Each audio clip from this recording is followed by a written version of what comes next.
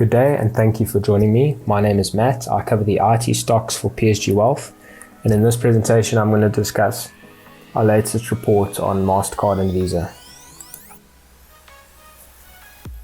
Our report covers the quarterly earnings for Mastercard and Visa, and it was the September quarter results, which were released at the end of October. Net revenues have now recovered to pre-pandemic levels. We keep a close eye on the cross-border volume fees.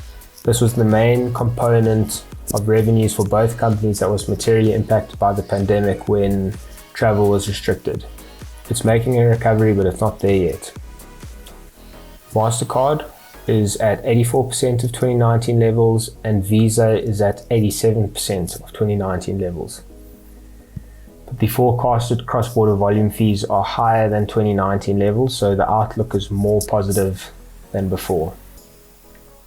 In this presentation, we will also discuss our valuation and why we apply a 15% premium to historical multiples, and we end up with intrinsic values that are close to current prices on both companies.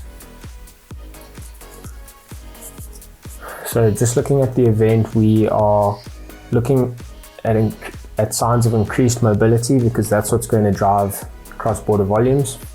So looking at vaccination rates, the majority of the world has received at least one dose.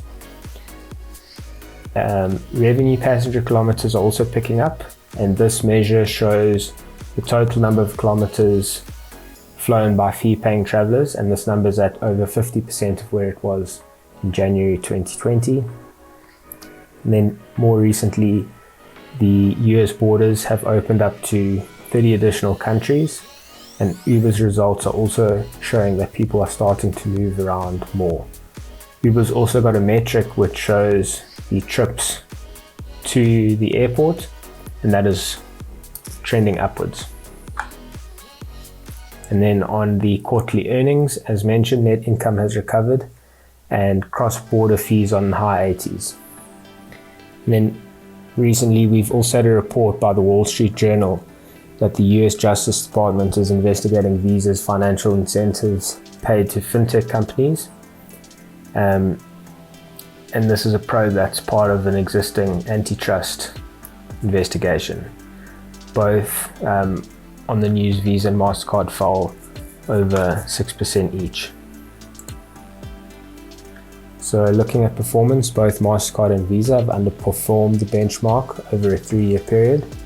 They've had a weak year-to-date performance, losing 6 and 2.5% respectively, while the benchmark is up over 20%, and the 67% drop at the end of October contributed to the underperformance, and it hasn't bounced back yet.